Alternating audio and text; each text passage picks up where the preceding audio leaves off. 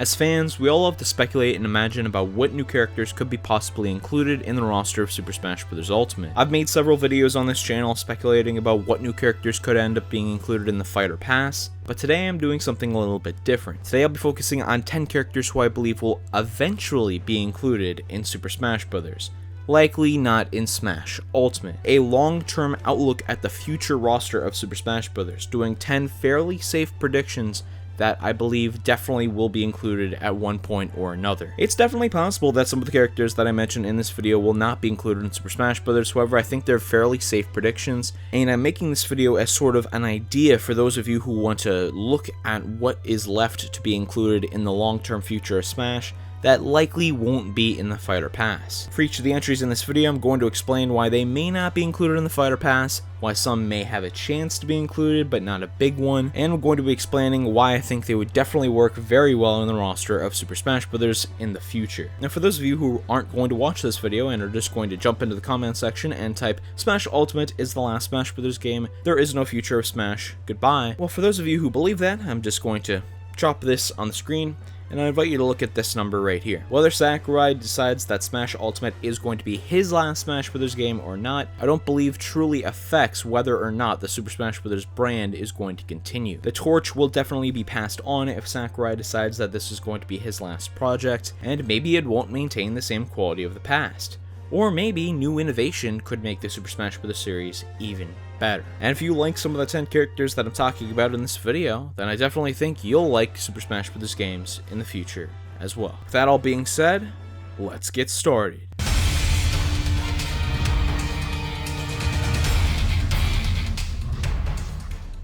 The first character that I want to talk about in this video is Rex from Xenoblade Chronicles 2. The main reason that I believe that Rex will eventually be playable in Super Smash Bros., just not in Smash Ultimate, is because Sakurai came out and said in a Smash Bros. Direct that they plan to include Rex in Smash Ultimate, but due to time constraints, they weren't able to include him properly. So he got the Mii costume treatment. Everybody loves that for their favorite character. Some believe that Rex will eventually be added into Smash Ultimate as DLC, but this is something that I don't believe will happen in the Fighter Pass. Rex is already implemented as a spirit into Smash Ultimate, and while many believe that spirits don't deconfirm fighters and it's not definitively proven yet, it would be kind of redundant to see Rex in both the role of a fighter and of a spirit. But I believe that because Sakurai mentioned that he really wanted to include Rex in, but because of time constraints wasn't able to, he will definitely be eventually included in the roster of a Super Smash Bros. Game in the long-term future. Rex could be a really fun character to use, differentiate him from Shulk a little bit, but he could be slightly similar. There's lots of people who really like playing Shulk in Super Smash Bros. But want something a little bit different. Rex could provide that for them, and not just be a generic sword fighter like we get in many Super Smash Bros. Games. The next character who I believe will eventually be playable in Super Smash Bros. Is Bandana Waddle Dee. This is a very popular character from the Kirby series who many were surprised wasn't included in the base roster of Super Smash Bros. Ultimate. Sakurai created the Kirby series, and because he created that series, many believe that that's the reason why we got many Kirby characters included in Super Smash Bros. Brawl. The inclusion of 3 Kirby characters seemed kinda heavy at the time, and many were surprised that we didn't get any more in Smash 4, and definitely surprised that we didn't get many in Smash Ultimate, to the point now where 3 Kirby characters doesn't seem like that much. Kirby has grown to become a very big Nintendo franchise, and throughout the growth of the Kirby series, Waddle Dee has grown to be a very prominent character within that series as well. His popularity seems to be growing over time, becoming one of the most popularly requested characters for the roster of Super Smash Bros. Ultimate. And you never know, maybe they want to include him as a DLC fighter, but so far, all of the DLC fighters have been third party, and since Waddle Dee is not a third party character, maybe they won't include him in that type of role. He might not seem like the type of character that you want to get people to go out and pay for, but he would definitely be appreciated included in a base roster of a future Smash Bros. Game. There are unique aspects about his moveset that could definitely be included, such as throwing the spear, and some other aspects from the Kirby games that people have grown to love about him. Many people believe that Sakurai took the criticism that he got after Super Smash Bros. Brawl to heart, and because of that, believe that if he were to include any more Kirby characters, that people would criticize him more for Sakurai bias in the inclusion of these characters, meaning that people would think that the characters didn't actually deserve to be included in the roster of the game, and he was only including them because they were his characters. But if he leaves after Smash Ultimate and somebody else were to take over, this probably wouldn't affect them internally as much. This is why I believe that Waddle Dee will eventually be playable in Smash Bros. The next character that I believe will definitely be playable in Super Smash Bros. Eventually is a Grass-type starter from Generations 8 or 9 in Pokemon. In the roster of Super Smash Bros. 4, we had Charizard, who at that time was separated from the Pokemon Trainer, and Greninja, the Water-type starter in Pokemon X and Pokemon Y, Generation 6 of Pokemon. This was the generation that was most recently released at the time of Smash 4. Which is why Greninja was the choice to be included in the game. I felt that he would fit very well in the roster of Smash, and many people believed because we had that water starter and that fire starter that we would eventually have to get a grass type starter. But this didn't happen. The situation complicated further when we got to Smash Ultimate, realized that Charizard was reunited with Squirtle and Ivysaur as the Pokemon Trainer character, Greninja stayed as the Water-type starter, and then we got Incineroar included into the game, who was the Gen 7 Fire-type starter. So now we are still left with that same situation as Smash 4, the Water-type starter in Greninja, the Fire-type starter in Incineroar, and we don't have that Grass-type starter to complete the trio. Many people believe that Nintendo is not really going to try to complete this kind of trio, and it doesn't really matter to them what types of the Pokemon they are, but I do think it would be nice to have that combo there. It calls back to one of the first big decisions that you make in a Pokemon game, choosing your starter. That decision influences the rest of the game. That Pokemon normally stays with you throughout your entire journey. So including a Grass-type starter in the future of Super Smash Bros. Would definitely make a lot of sense, and be a nice callback for the series. But which starter Pokemon would this Pokemon be? Generation 8 is the most recent generation of Pokemon to be released, and it's going to last for a few years from now. Pokemon Sword and Shield are releasing in November of this year. Grookey is the base Grass-type starter for the game, and we would presume that his evolution could be a new character included in the roster of Smash. But I believe that a Generation 8 Grass-type starter will only be included if this character is included in the Smash Ultimate Fighter Pass. If it's not, and the Grass-type starter will have to be included in the roster of the next Super Smash Bros. Game, we will definitely be on Generation 9, maybe even later than that, but I doubt it. So this would have to mean that a Generation 9 Grass-type starter would have to be included there to complete the Trinity. This is why I believe that a Generation 8 or 9 Grass-type starter Pokemon will eventually be included in the roster of Super Smash Bros. Let's jump into a different series now. The fourth character who I believe will definitely be included in the roster of Super Smash Bros. Eventually is Dixie Kong. This is the first of two Echo Fighters that I'm going to be talking about within this video, and Dixie Kong was really highly requested to be included in the roster of Smash Bros. Ultimate. Requests for her were kind of mitigated with the requests for King K. Rool sort of overshadowing her, but after King K. Rool got revealed, and it really established that Donkey Kong trilogy in Smash Bros. With Donkey Kong, Diddy Kong, and King K. Rool, many people thought that Dixie Kong would be a fun Echo Fighter for Diddy. There's lots of people who believe that Funky Kong could eventually be an Echo Fighter for Donkey Kong, but I just don't see that being very likely. Dixie Kong, on the other hand, has been a more prominent character in different Donkey Kong games, and would make a lot of sense being an Echo Fighter of Diddy Kong, considering that they do similar actions in the Donkey Kong games, but you could differentiate her up a little bit by having her use her hair as an attack. Echo Fighters don't have to be exactly the same as the character that they're mimicking, just similar with some slight differences. And I believe that if Nintendo really wants to include another Donkey Kong rep, then Dixie Kong would probably be the best choice for that. The moveset would be fun because Diddy Kong's moveset in Smash is already really fun to work with, and it would provide more representation for the Donkey Kong series, which is a very popular series of games that only has 3 characters in the game. The next character who I believe will definitely be playable eventually in Super Smash Bros. Is a villain from the Legend of Zelda series, and for this spot, I'm picking Skull Kid. If you look at the Legend of Zelda characters currently in the roster of Super Smash Bros., it's incredibly sad to look at. There are 3 Links, Zelda, another version of Zelda in Sheik, and Ganondorf. That's it. Those 3 primary characters that make up the Triforce are the only 3 characters in the roster of Super Smash Bros. From this massive Nintendo series. I know Nintendo's trying to push Fire Emblem, and I love Fire Emblem, but Fire Emblem cannot have more characters in it than Legend of Zelda. It just doesn't make sense to me. Zelda is way more popular than Fire Emblem is, and it may catch it one day, who knows? But right now, I believe because of the popularity of the Legend of Zelda series, it deserves more representation in Super Smash Bros. Not more than Mario or Pokemon, because it's not as big as Mario or Pokemon, but just under. And with this representation, I don't want it to be another Link, I don't want it to be another form of Ganondorf, I don't really want it to be a Toon Zelda, even though I've talked about that possibility in the past. I want a Legend of Zelda villain, and Skull Kid from Majora's Mask would definitely be a cool possibility. Using Tattle and Tail as 2 fairies in his moveset would be really cool. Using other forms of magic would make him very interesting to play as and fight against. A piece of evidence that's a little bit more subtle that you may not think of that I believe supports this idea of Skull Kid eventually being playable is how Nintendo revealed that he was an assist trophy. There was a Smash Bros. Direct before the release of the game that revealed many of the important assist trophies that were going to be included in the game. Many of these characters were very popular ones like Isaac and Shadow, for example. But a character who was not included in the video in the Direct of who the assist trophies are going to be was Skull Kid, and he was simply listed on the website instead. This was definitely a damage control thing, because they knew that people in the chat of that live stream were going to get so pissed if they showed Skull Kid there, because Nintendo likely recognizes the desire for his inclusion. Because of that, I believe Nintendo is likely planning to include Skull Kid in Smash in the future. The next character that I believe will definitely be included in the roster of Super Smash Bros. Eventually is a character from Ubisoft, likely Rayman. There are lots of requests for Rayman currently to be included in the roster of Super Smash Bros. Ultimate. After all, his series has been on Nintendo platforms for a long time now. Rayman Legends Definitive Edition has been released on the Nintendo Switch, and many people are enjoying that game there. And fans are really noticing the improved relationship between Nintendo and Ubisoft, considering the collaboration between the two of them on Mario and Rabbids Kingdom Battle is really symbolic and shows the growth in the relationship between the two companies. It's because of this improved relationship between Nintendo and Ubisoft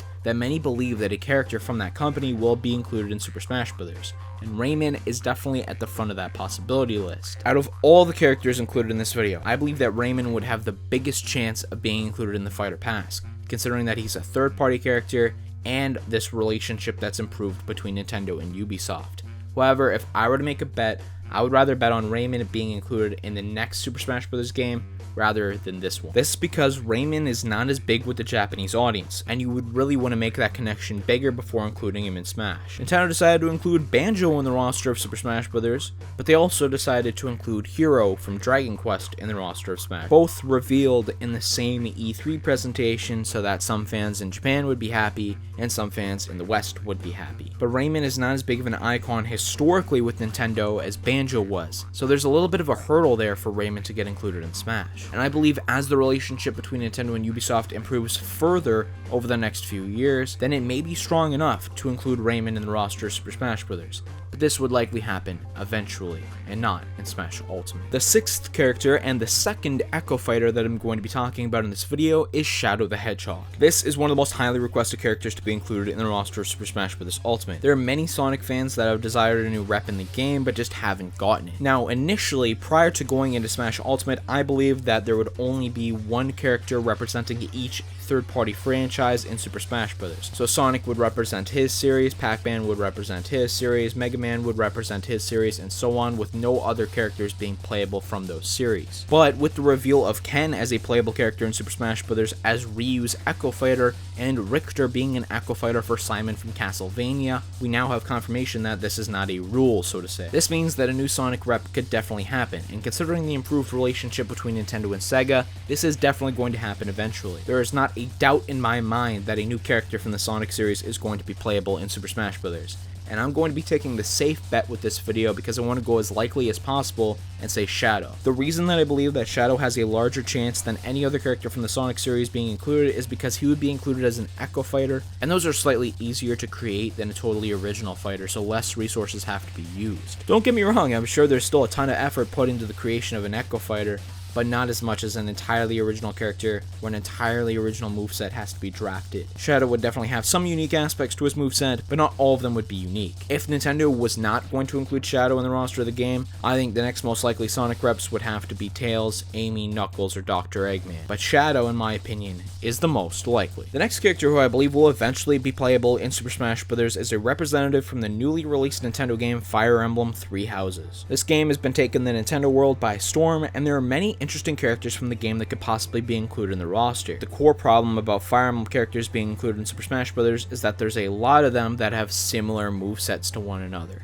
and not enough original characters being included in the game. They're mostly generic swordsmen, and this is a problem that I have. If we were to get more unique movesets out of these Fire Emblem characters, I think it would improve the reputation of the series in the minds of Super Smash Bros. Fans. A character like Edelgard from Fire Emblem Three Houses, for example, would be a great idea to include considering that she's an axe user. This is a unique weapon for characters in Super Smash Bros. From the Fire Emblem series, so it'd be fun to see. The reason that I believe a character from Fire Emblem Three Houses is going to be eventually included in Super Smash Bros. Is because I believe believe this is going to be the big Switch Fire Emblem game, and while we're probably going to get more Fire Emblem games released on the Nintendo Switch, Fire Emblem Awakening is considered the biggest Fire Emblem game on the 3DS, because it was the first one. Nintendo seems to be pushing Fire Emblem Three Houses a lot. I think it's going to be the highest selling Fire Emblem game on the Nintendo Switch. Maybe not, but I think so. And including a character from that game in Super Smash Bros. In the future would definitely get a lot of recognizability from Fire Emblem fans that are already building up on the Switch, and from new people who are looking to get into a Fire Emblem game and then could go pick up Fire Emblem Three Houses for the Switch, for example. It is possible to include Byleth because he's the main character, or Dimitri or Claude, for example, because they're the other house leaders, but I believe that Edelgard would probably have the best chance of being included. The 9th character that I believe will definitely be included in the roster of Super Smash Bros. Ultimate eventually is a Yokai Watch representative. Now, this may seem a little broad, so I'm going to narrow it down right now. I'm going to likely say Jibanyan as a solo character, or Nate from Yokai Watch with mechanics similar to Pokemon Trainer where he rotates between 3 different yokai. When Yokai Watch originally started as a Pokemon-esque series, and I know there's a lot of differences between them, but it's definitely based off of Pokemon, it took Japan by storm. Lots of kids were thinking it was cooler than Pokemon, better than Pokemon, and a lot of kids in Japan still feel that way today. Yokai Watch had a big push when it was brought over from Japan to the rest of the world, but the popularity of the Yokai Watch series over here never really stuck. Sales of Yokai Watch 3 in the West were absolutely abysmal. It's a shame because the game is lots of fun, but the terrible sales really show that it's not growing well over here. In Japan, it's still going really strong though, and considering that there's lots of people who are aware of the Yokai Watch series over here,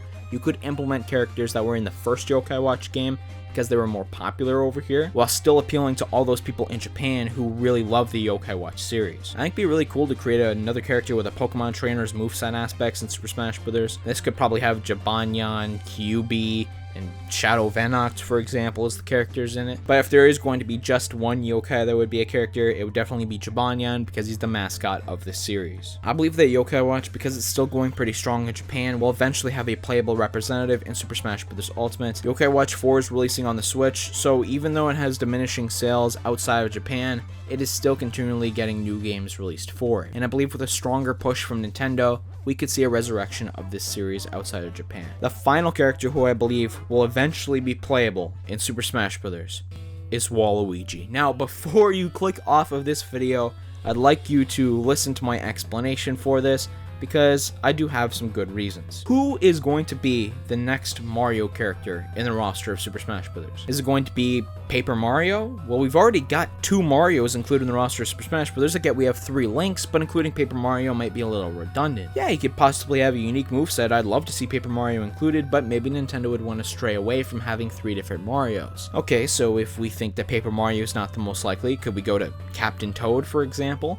Well, there's complications surrounding his moveset considering that he can't jump, and jumping is an integral part in characters' movesets in Super Smash Bros. Of course, you could have this aspect of this character changed, but this is one of the core fundamental aspects of the character.